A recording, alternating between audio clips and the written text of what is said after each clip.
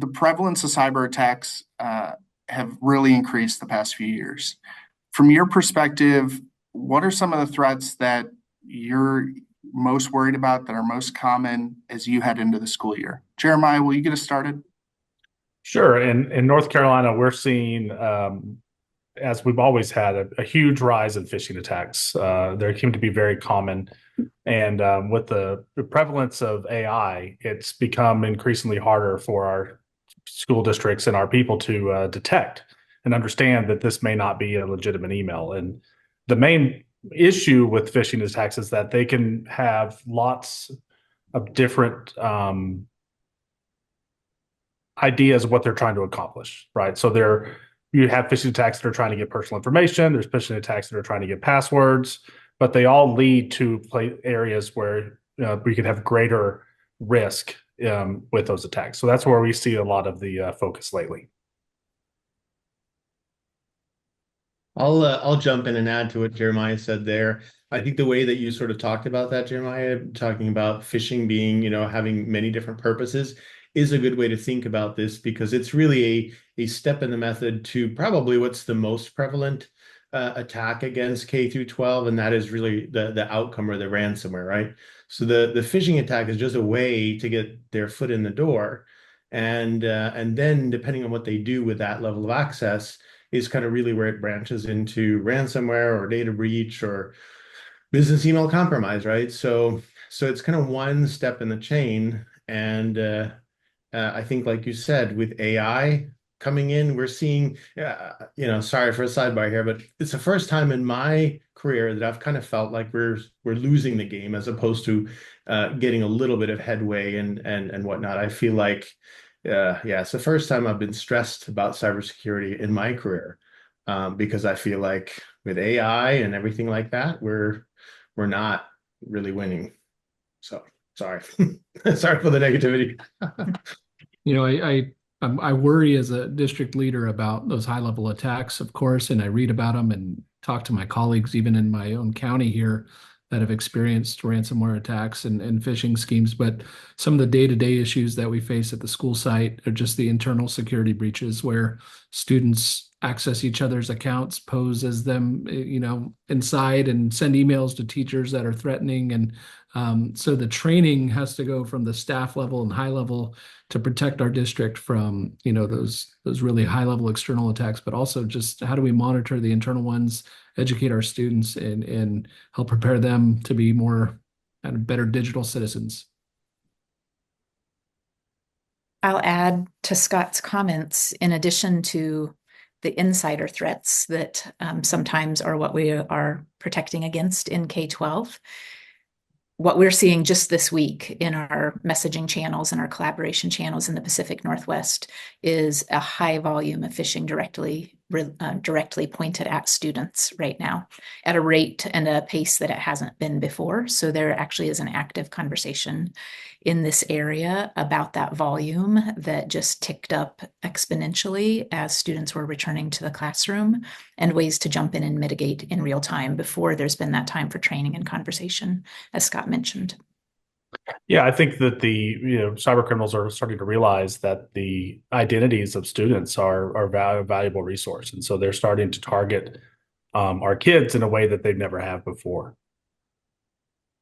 And I think if they pose as our students, then some of the techniques we've used to monitor phishing emails, like poor spelling and grammar, they're going to really sneak through our our safety nets if they're posing as students. So that terrifies me.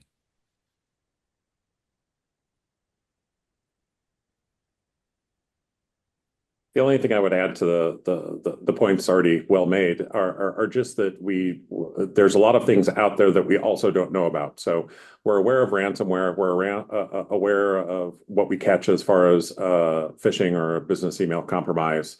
But for us, at least speaking for some of the colleagues in California, the vast majority of our school districts have not had the opportunity, funds, or resources to conduct a vulnerability assessment or a penetration test. And so, again, we don't know what we don't know.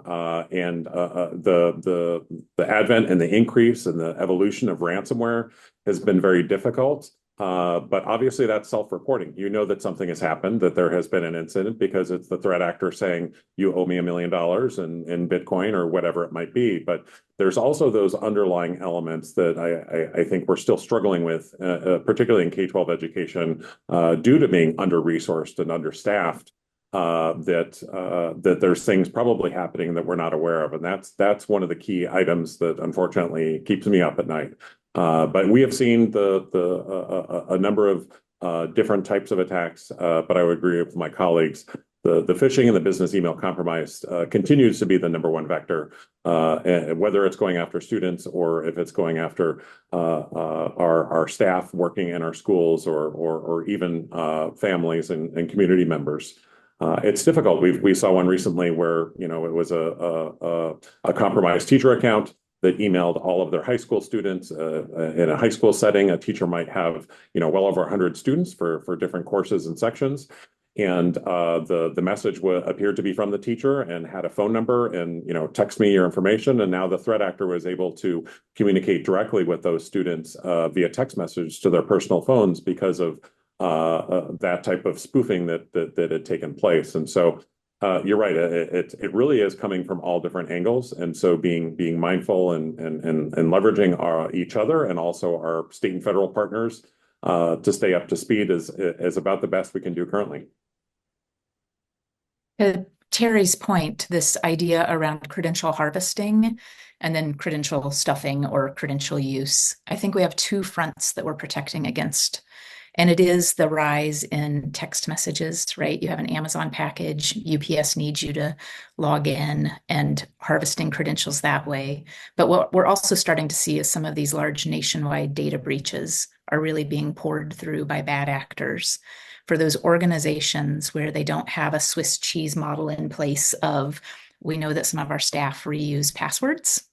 And we know that if we don't have multi-factor authentication on, right, that someone can slide through the door with someone's reused username and password right into our systems.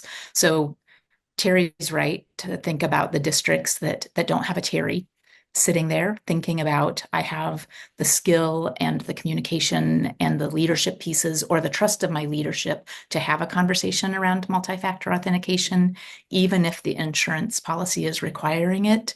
That is a gap we're seeing again across regions and states that becomes more critical because of the credentials available now. What I'm hearing is the range of cyber threats that you all are concerned about this school year is diverse. Rachel, you said something really fun there, a Swiss cheese model. Could you just tell us what that means real fast? Sure. So in my early days in cybersecurity, we talked about the onion, right? Like having multiple layers of defense. I actually use medieval castles and princesses and princes and horses and moats and dragons. But there is an emerging conversation and a model that I like, which is the Swiss cheese model. And that is if you have one piece of Swiss cheese and you're looking at it, there's a hole generally, right, that you can see right through. But if you layer together multiple pieces of Swiss cheese, when you buy a block, the holes don't all, right, let you have access. They generally overlap and provide another layer of that obfuscation, I guess is the word I would use in this case, of those systems and the pathways to get to them.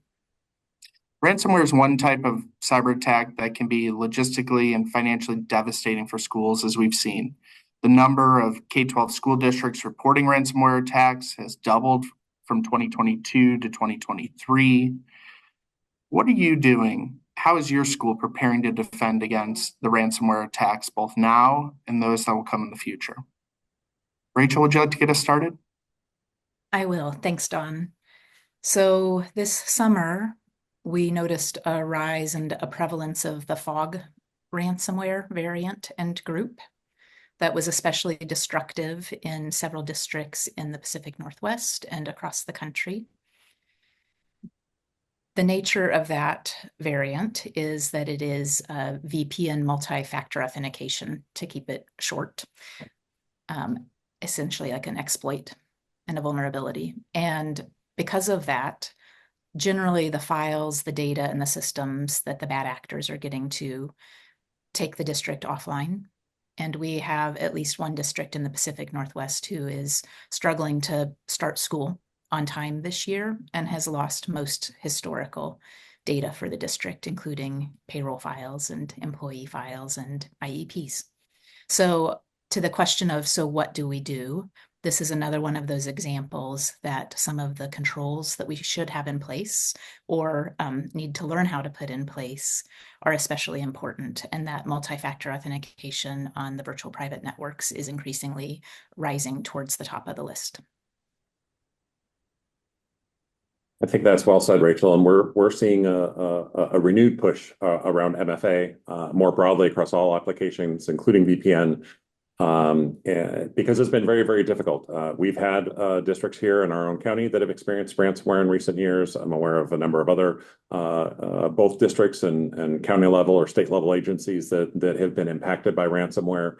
And unfortunately, there isn't one vector only. So we've seen indicators of compromise from BEC, so phishing, as we talked about a little earlier.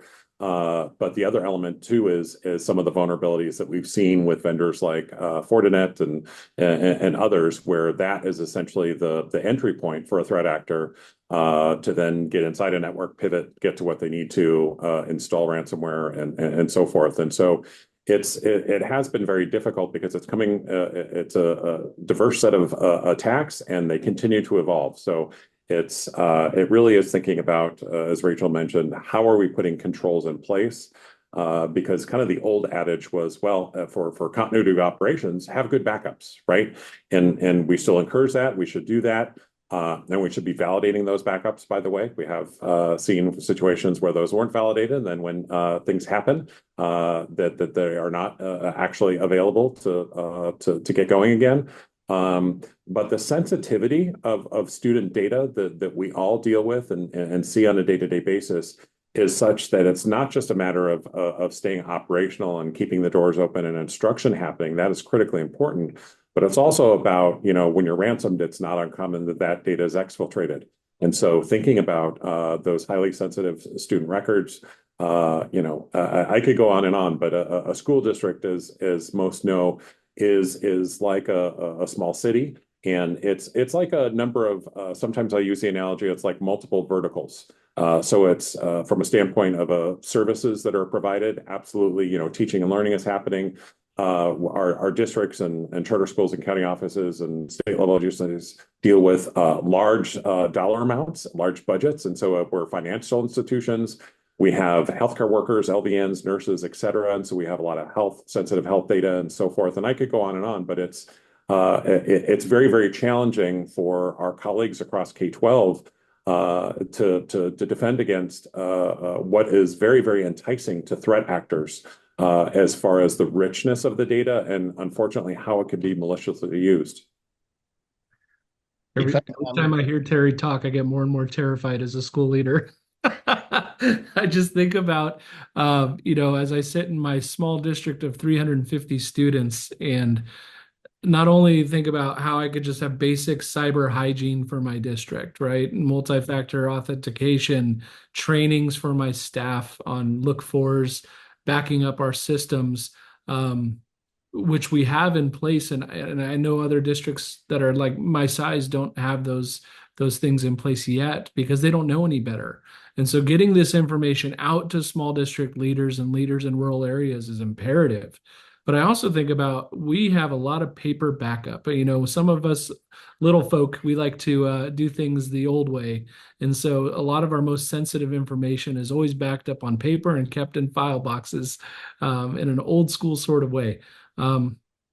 But I think one of the things that we've added is, there's a lot of mandated trainings at the beginning of each school year, whether it's, child reporting, child abuse reporting, and bloodborne pathogens. We've added the cybersecurity piece to our mandated trainings for our staffs as well, just because the awareness is critical. I feel bad saying this, but we use these stories of the larger districts who get attacked as examples of, hey, look, this can happen to anybody.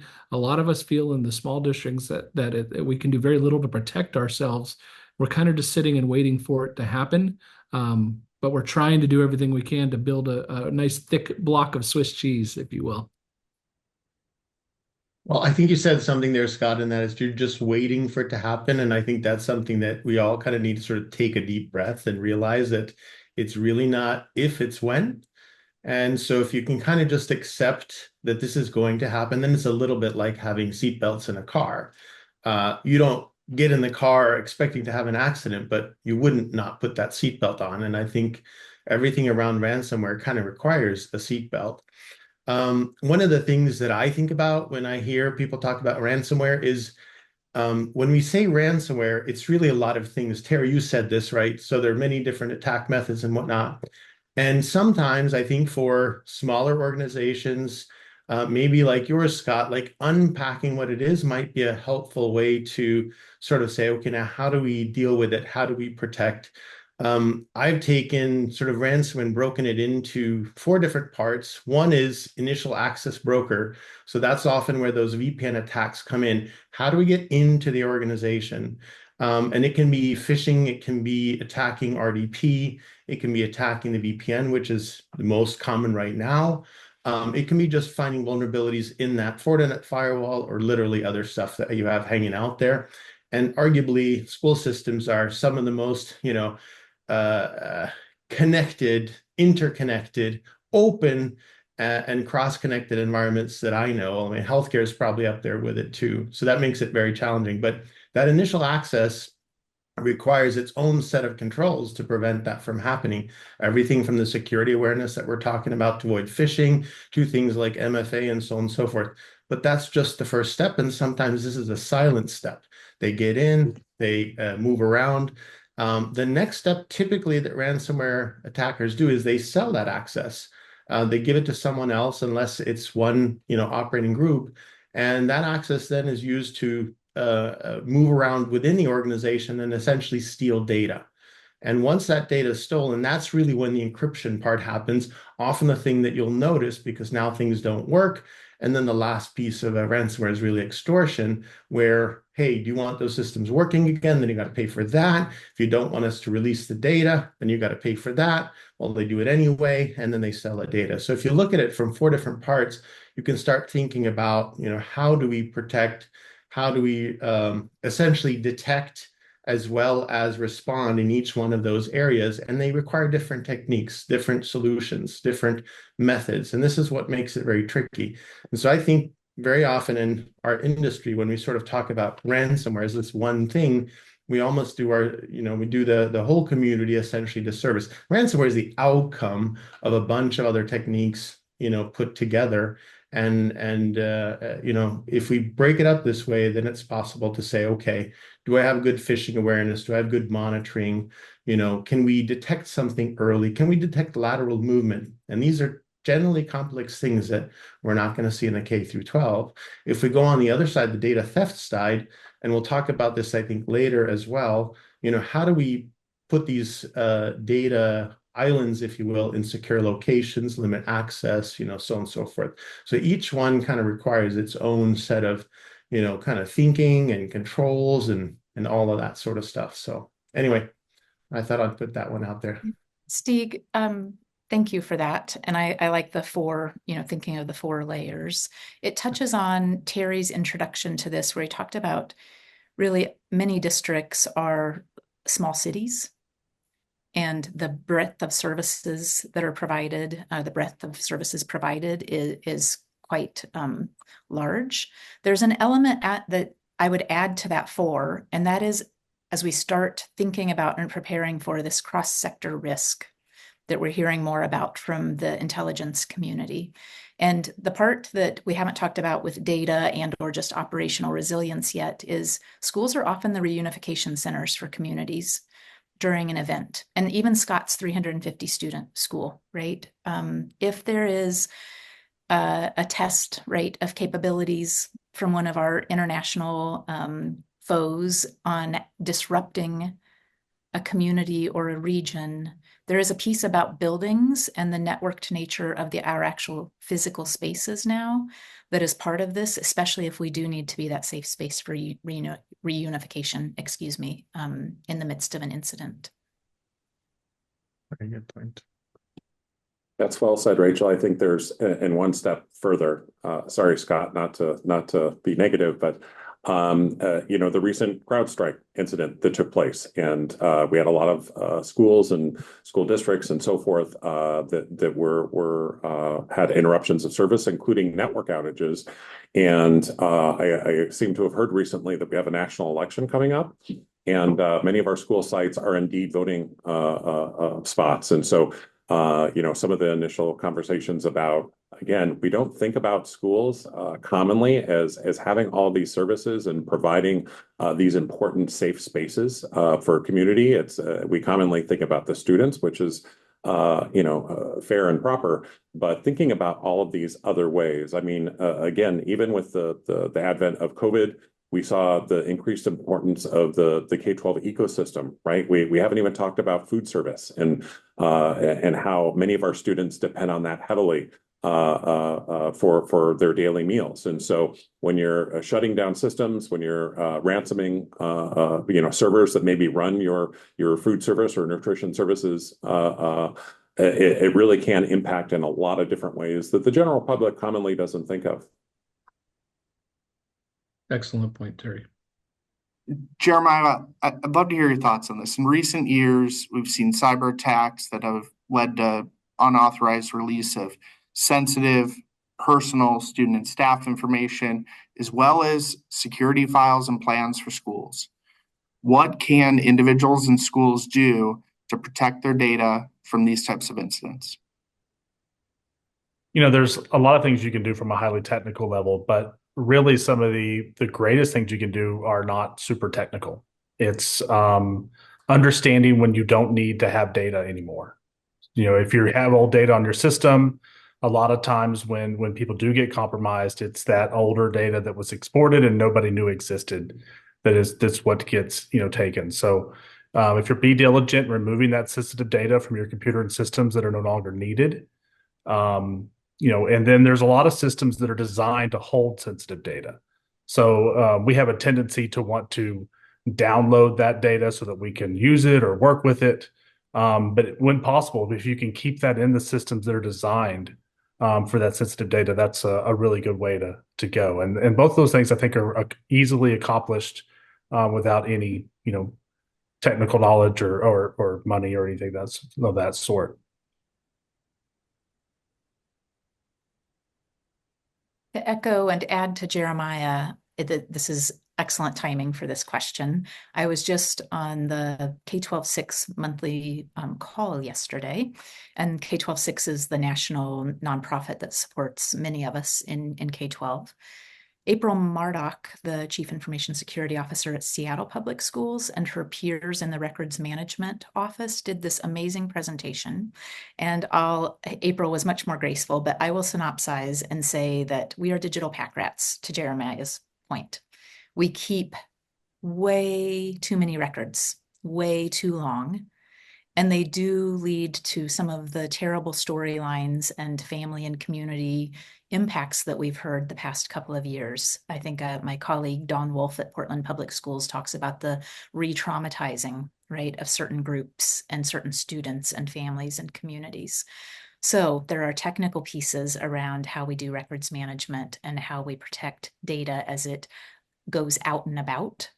But then there's also just the work of the paring down those lists, Scott, because your filing cabinet only holds so much when you're talking about paper. But now that digital storage is cheap, we forget to do that. And probably building in more people processes is our best path forward on minimizing some of those national stories that are ones that we don't want to see with our own names attached to them. I think that's digital pack rats. I think anybody that works in education and walks through a classroom of a teacher who's worked for 30 years knows how that we tend to hold on to things. One of the things that I faced in terms of the security on my campus is one, finding qualified IT professionals is a huge barrier that we're facing, but keeping them is just as difficult. And so you think about, you bring somebody in and they set up protocols and they start going through old data and getting rid of it, and then they leave because they get pulled somewhere else. especially with the smaller districts, we can't offer the salaries that compete with the larger districts. So we end up shuffling through IT or tech gurus too quickly to make sure we have continuity of our systems and that we finish a project that was started. And so that's a huge barrier that I know I speak on behalf of many of my colleagues when I talk about these are great ideas, and the more low cost ideas that we have, like Jeremiah suggested, just getting rid of old data is great, but who's going to do it? Who knows how? And once they start, how do we know they finish? There's so many just nuances to cybersecurity that make it very difficult. Yeah, that's an excellent point, Scott. From the standpoint of staffing, it's just incredibly difficult. And whether you look at some of the big industrial players, the metrics are somewhere between 2.5 and 3 million cybersecurity jobs open today globally. And so what I share with folks is not only is that market headwinds, if you will, that we're working against, it's also that generally public service pays less, right? And so we know that working in K-12 education for most of our folks is a calling, whether you're a teacher or you're an accounting clerk in a finance office. But the additional challenge is, especially with new talent and those, recently exiting college and so forth, that pay disparity not only is challenging on the face of it, but with a broader a lack of skilled individuals, it kind of puts us at the back of that line. So of the 2.5 or 3 million, we're probably some of the last ones that many of these folks would look at. And it makes it very, very difficult. And so that's another piece that we won't get into today, but K-12 has a great opportunity as an ecosystem to affect that in a positive way and to change that in a positive way. And I think we're starting to see that. But you're absolutely right, Scott, whether big, small, or otherwise is a challenge. And if you're particularly a smaller LEA or rural or in places where you've just got less staffing to pull from, it makes it very, very challenging. So the other piece that I wanted to touch on is when we're talking, kind of circling back to the unauthorized release of sensitive information, is the other really sad thing that we have seen recently is law firms, let's just maybe classify them as unscrupulous, that are seeking out parent students to form class action lawsuits. So we currently have 2 districts that have had incidents in recent years that are now facing class action lawsuits. So it's kind of we think about the release of student data and that follow on or secondary trauma. But there's also secondary trauma, particularly from a liability and financial standpoint for schools and school districts, just based on the type of attacks that take place, what information has been released. And while I firmly believe the public should have high expectations as far as protecting our students' data, it's a very uneven battleground. And the fact of the matter is incidents happen. And so to have 6 months, 12 months, 2 years later, some large class action lawsuit, that ultimately is going to negatively impact the dollars that get to kids at the end of the day if a large settlement has to be paid out. So it's something that unfortunately is not evolving in a good direction, and we haven't really gotten too far into AI yet, which we might later. But that's just another piece, and maybe it's just more so here in California. We're a particularly litigious state, so maybe it's a little bit more for us. But seeing that, we have seen that in some other parts of the country as well, which is disheartening because it's kind of this ongoing pain, if you will, from an incident where we need to all remember that the LEAs are the victims here. And could we all have done better in different cases? Likely. But again, at the end of the day, these are threat actors that are commonly very well resourced, and including other nations and nation state actors and so forth. So yeah, that's just another element that I wanted to share that we have seen maybe in the last 12 or 18 months bubble up here, at least in California, that we're now dealing with. Ransomware data encryption attacks can be noteworthy. 2023 survey from Sophos highlights the encryption attacks that have risen nearly 10% in 1 year. what sort of backups should be in place for schools and districts so that they can continue to operate, continue to deliver the educational mission, the routine services, if they're locked out from accessing necessary data? Yeah, that's a great question. And it'll vary based on entity, right? Based on the LEA, the school or school district, charter school, et cetera. I can harken back to my first days in education nearly 20 years ago. We're at a small charter school, and so our backups were literally to tapes that one of the IT folks would store offsite. But in today's day and age, thankfully, we've got a lot of options when it comes to backing up data, verifying those backups, and making sure that they're whole and complete should an incident take place. But we have opportunities to improve that strategy. One of the elements that we've taken on in a lot of our with a lot of our colleagues has really been to think about immutable storage. Sometimes it's called worm storage, write once, read many. And the idea there is that you're storing data in such a way that if a system is infected with ransomware or other malware, that it would not impact it in the same way as normal file shares or file storage that we might have. So it really is about having a process that is more of a backup strategy, not just one thing and we check the box, hey, we've got backups. It's about really thinking about it more holistically. And again, what is your most sensitive data, and how are you backing that up on a recurring basis? If I may yeah, go ahead, Rachel. I was just going to say 3, 2, 1, and test, test, test. So what I love about what you sort of finished with there, Terry, is it's a strategy, right? And I think so often it's a check in the box where, oh yeah, we have backups and whatnot, but it really is trying to think about, how do you back up, and does the backup meet the requirements of that particular business process, if you will, or the data itself? So having a strategy, well thought out strategy is definitely the right approach. I think, as you mentioned, the immutable storage is one way to combat some of the concerns that we have.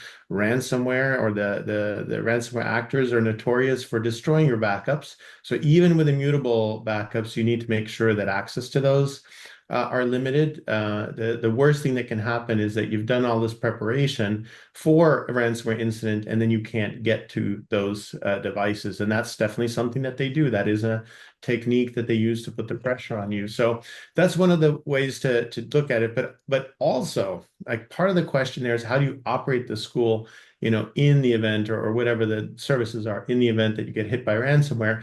And I think this is where we have an opportunity maybe to sort of think a little bit broader, and that is, should all the services that you have be kind of in that same basket, or do you look at how do you diversify where those services are delivered from? Some things might be better off delivered, from the cloud, and certainly there are platforms for that in the school systems. But that should be part of that overall sort of resilience strategy, I think, which is sort of taking it up almost one more level from just backups to saying, how do we sustain these different attacks? I think backups, immutable backups, the different sort of horizons that you might have, they work really good in terms of the recovery part. So if you have a good disaster recovery plan and you're going through that, but if you're trying to deliver services, you really need resiliency, kind of at that enterprise level or high level. And that's where you need to be looking at, where else can we run these services from, and so on and so forth. There are probably partners out there that you could look at there as well. And speaking from experience, one of the things that, this being a school safety conference, make sure you have copies of your kids' parents' information on a piece of paper, someplace you can get to. We've been involved in lots of districts who have experienced a network or a ransomware incident and did not have access to those student information systems that we rely on to be able to call the kids or know where the bus is going or those sort of things. So just simple, think about that as well.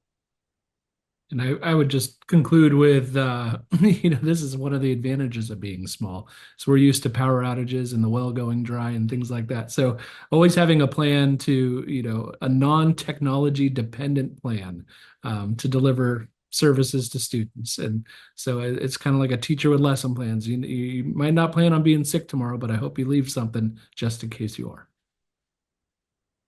A report by the state of Idaho's Emerging Technology Advisory Committee highlights that business email compromise or email fraud attacks have been the largest financial losses from cybercrime in the United States over the past decade.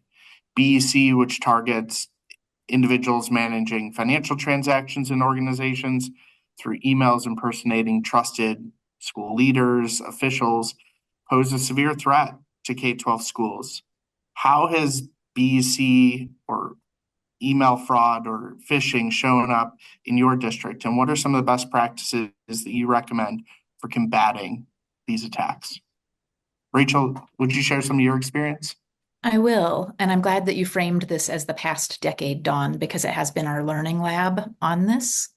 I will say that in our region and in the state and in the Pacific Northwest, and I imagine across the country, one of the heaviest risk areas for this is when there is a public bond that has been in the news, people have voted on it, there are public records related to it, and the attempts to change ACH numbers and have payments, large payments, million, 2 million, 7 million, $9 million payments or more, go to essentially bank accounts in the Caymans that are not the bank accounts of the contractors who provided that service. We've had near misses in districts very large and small, and some, unfortunately, that did send some money that was not able to be recovered by the FBI and other organizations. So we provide extra training and extra support for the people in those roles, including the business and finance team, but also construction facilities and bond managers. Yeah, it's about having those processes and procedures in place, right? You got to making sure that the people that are dealing with those financial transactions understand that they're not can't just use email as your sole primary source for making a change of that nature. So yeah, having those well-defined features, procedures, and policies is huge. I think that's a good point, Jeremiah. Like this is probably one of the cheapest controls that you have as a school district or school, is to just look at those procedures and make sure that they're sound. Even things like putting in thresholds so that, we're all people and we get complacent. So if you're forced to do something that's meaningless for everything that you do, then sometimes we start skipping that. But if there are thresholds that you can put in place, but it's definitely one of those things where it's not a super technical solution. But the problem is kind of conflated or made even worse by there's another party to that potential business email compromise. So even if you do everything right on your end, it might be one of the parties that you're working with that gets compromised, and it's easy to sort of trust those things. I think with AI, this problem is just going to get worse. Yeah, at the state level, we have 300 and something PSUs, and so we've definitely had issues where one of those PSUs has been compromised, and then they try to use that compromise to affect us here at the state. So, like you said, it's not just your own system that you're dealing with. You could have a valid contractor that you're communicating with, and all of a sudden, it's not them behind the keyboard. Yeah, this is a difficult one because it's also a situation where we operate in an environment where there needs to be transparency. And so a lot of the information about, as was mentioned about upcoming bonds or construction projects or other activities that have large financial implications are visible to all. We've seen a huge spike in Public Records Act requests. And a lot of them, you wonder, just based on the elements that they're asking for, and legally we cannot, refrain from doing so. We have to respond. And so, we have even seen where some of our schools and school districts that are well prepared or well resourced, relatively speaking, of course, have had situations. We had a situation in a school district where some of the financial staff were actually targeted in their personal emails and were sent phishing emails. The threat actor then installed malicious software on their personal home computer and then used that as an access point to get into the email account for their school. And have that visibility as far as communications going back and forth because it's very common these days when we're thinking about, payments through APACH or wire transfers or others. Unless you have a policy, as Jeremiah said, that okay, we need to actually call and talk to a human being in addition to receiving an email or to getting something from someone that we think is a known person or a trusted person. There needs to be other steps, particularly out of band, that you can take to make sure that this is legitimate. That's probably the most frequent thing we've seen, particularly since the beginning of COVID the last few years, has been those attempts at financial gain, whether it be large, big picture wire transfers between a school district and a vendor, or even again attacking end users and their capability to change bank routing information so that their next paycheck goes somewhere else entirely, and they don't realize until after the fact. And I think most of us know, or hopefully know, that the vast majority of transactions, once you get beyond the 3-day mark, there isn't much you can do as far as recovery of funds or stopping some of these transactions. There are outliers where we had one recently that was a little longer than that, and the FBI was able to intervene and stop the transaction. But for the most part, the threat actors have really thought this out top to bottom. And so it's how do we offboard those funds, those dollars, as quickly as possible. So wire transfers can be very, very challenging from the standpoint of, again, users wanting to do right by, paying vendors or making sure that warrants are sent out or whatever it is. But it's the threat actors are all over it.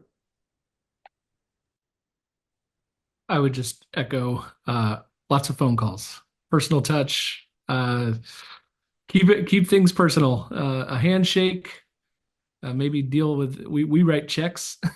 So again, low tech sometimes is some of the best solutions, and it's very affordable for us.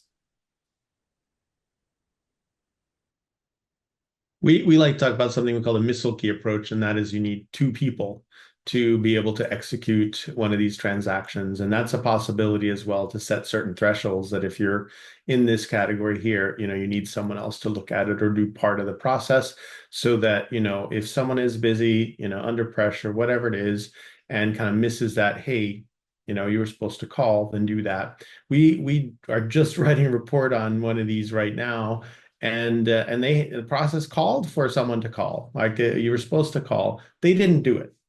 So there's also kind of the auditing, and that's to follow through and say, hey, you're supposed to be calling up and checking on this stuff. That needs to be written down somewhere. And then you have to audit it to make sure people are doing it, and then throw in some training as well. Keep reminding people of doing that. We're human, we're people. Sometimes we get sloppy, lazy, late in the day, kids interrupting. So, yeah. Scott, is the principal of this panel.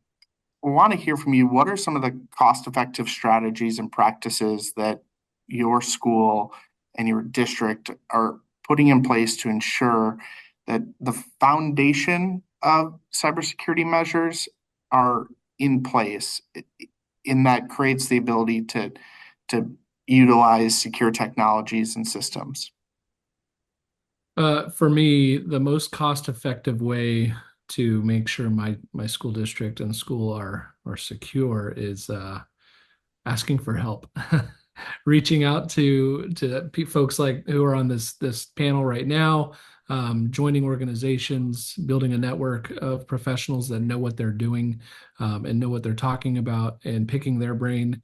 When I got into this position as a superintendent principal and seeing every decision that I had to make and what I was responsible for, I went home and got in the shower and tucked in the fetal position and cried.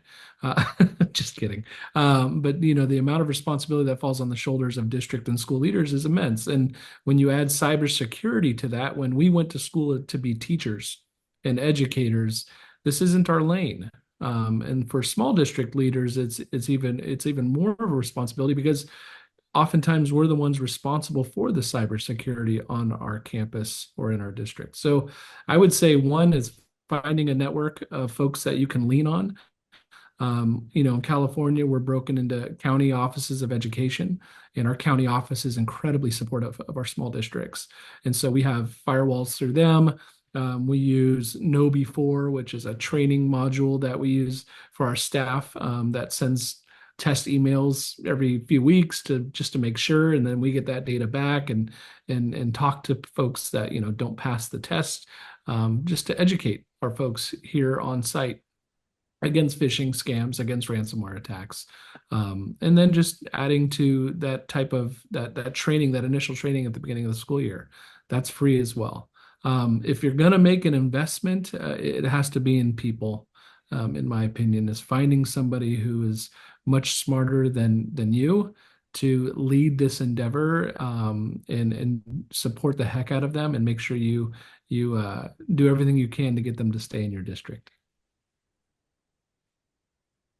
And this is an excellent question about how do you do it in a cost-effective way, right? I appreciate you wording it that way, because it's a subject, Don, that's challenging. And kudos to Scott in particular, because it really is a shell game for superintendents, right? You have a finite amount of dollars to work with. We're not like private sector. We can't just make more widgets and increase our revenues. And so it's a finite amount of resources. The vast majority of schools, school districts, charter schools, et cetera, spend 85% on staffing. And so there's a very small pot of money for facilities and for power and for all the other bills and costs that come with it, including IT. And so it is about how do we stretch this? I commonly say, hey, how do we rub two dimes together and get a quarter? Because it's a situation where we need to think about how are we maximizing really every dollar or every penny. But Scott also touched on something critically important. And so in California, we have our county offices of education, each of our 58 counties. In other states, have colleagues that are working at education service agencies or support agencies, kind of that in between level between a state Department of Education, and so most states have something like that. And to reach out to them, they are resources that can be very helpful on a number of fronts. And then there's a number of state and federal partners. So again, just to circle back to some of the resources, and I know in this conversation, Don won't toot his own horn, but as far as CISA, their services, DHS, and specifically MSISAC, the Multi-State Information Sharing and Analysis Center. If you're not aware, anyone in SLTT, state, local, territorial, and tribal, including K-12, can sign up to be a member at no cost. And there's a range of services that are free, and then there's a whole bucket of other services that are low cost. And so not to cut out the vendor middleman, because we need those partners as well.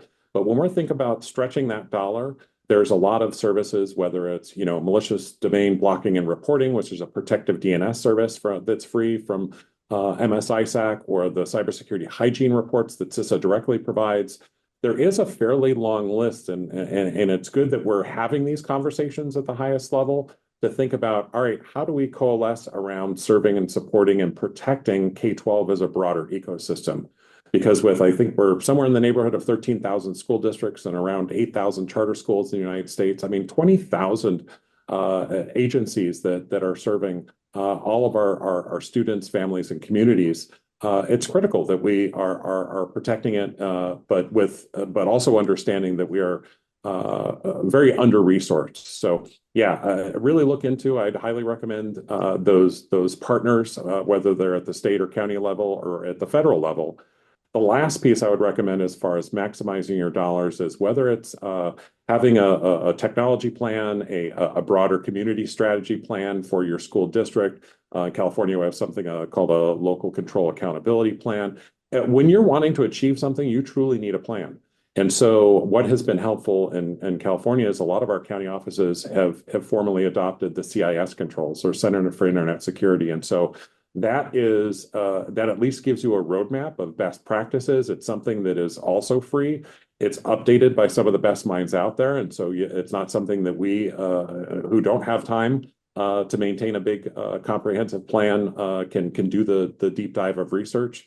But thinking about implementing something like that also provides a fresh perspective, not only to the IT folks, but to the district leadership, to school board members, to the broader community. So when you're having those conversations about dollars, you can really look at where you're at, where the gaps are, and what you might do to start closing down those gaps and reducing the attack surface of the organization itself. One of the things that my local community did when I was moving through as a technical resource, we had 5 school districts that were all bordered to each other. and they came together and hired a network and security person among the five of them. So I spent 1 day a week in each school district. They were able to be able to afford a little bit higher salary to keep somebody on board. And so that's something that locally you could do. Think about if there's a partner or another district that you might be able to work with. So there's options out there. Just What to add, yeah, go ahead. Go ahead, Rachel. I was just going to add, so what we've heard so far is that the way not to do this work is alone. We are a community that does this work together. And when we talk about cost and value, we find value when we have partners. And Terry gave us an amazing list of resources that we have, just publicly and mostly free, but also our vendor partners, as we start realizing this work is bigger than us. And that, to Jeremiah's point, we have a network security engineer who might need some sick days and probably needs to sleep at night and needs to take some vacation. And so how do we start thinking smarter to get to that value conversation that is important to the cost, but is that we're recognizing that we do need to partner more. To add to your conversation about or points on partnering, Rachel, I think the rise of these virtual services is one way to do that without having to hire a body. So you have virtual CFOs and virtual CIOs, and of course, virtual security people as well.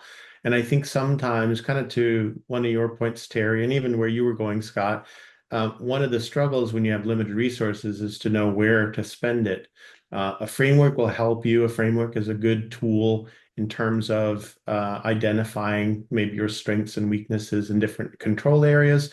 But if you can get someone, even part-time, someone that has that experience, has been there, done that as a security professional, they can typically very quickly identify, all these different things that we have assessed, or maybe even do the assessment for you.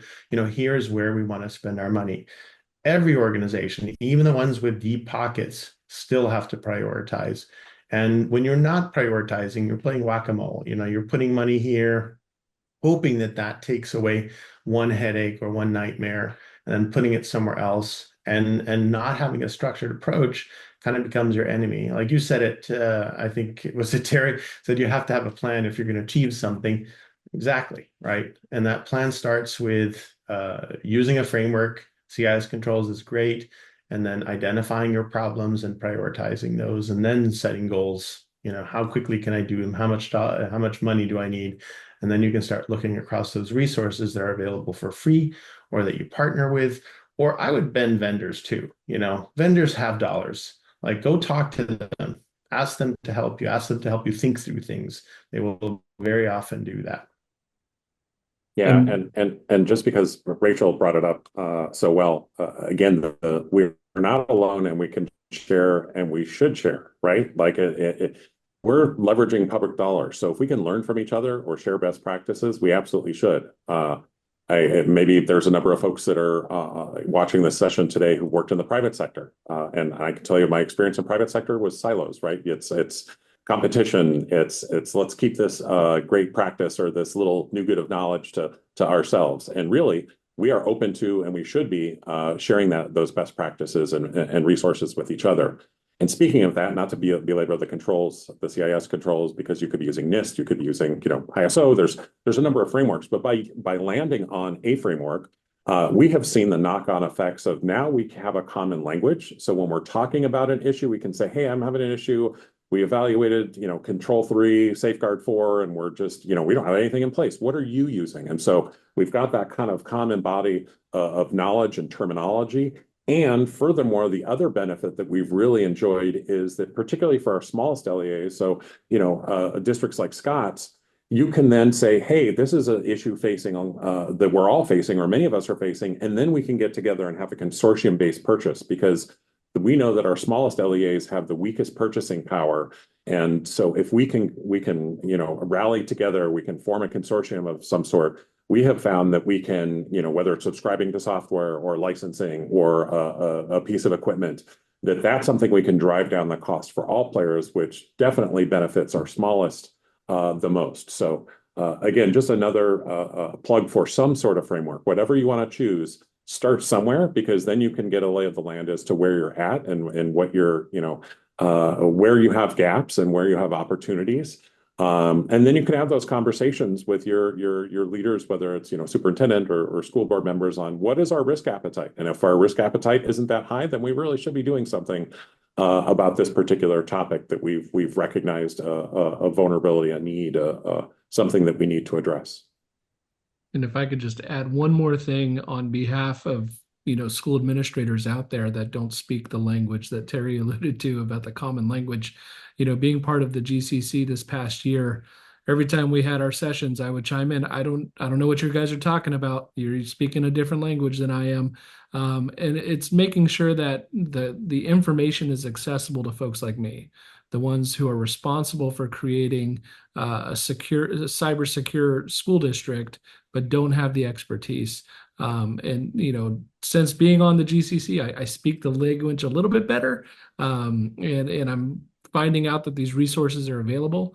But prior to this year, I had no clue about any of these resources. So we have to really bang the drum and let people know all across this country, regardless of their geographic locations, that these resources are accessible. And we would be remiss if we didn't talk about the White House K-12 Cyber Summit that happened recently. And there was a number of companies that offered up some free services to mostly smaller schools. So if you are a smaller school, definitely look up some of those resources that were offered at that summit. I want to thank the panelists for today's conversation. Coming into this, I think we were mostly aware of the dynamic and challenging cybersecurity environment. One piece that I'm hardened with leaving this conversation, though, is much like other topics around safety and security in school, it comes down to having a plan, working together on a team, focusing on preparedness and staying ahead of the issue, reducing the size of the target for the bad actor. Cybersecurity, often I think to many of us, can be a daunting topic because we don't parlance in it as much as others. But I really appreciate this panel breaking it down for us and helping pull out some of the best practices that are happening across the country.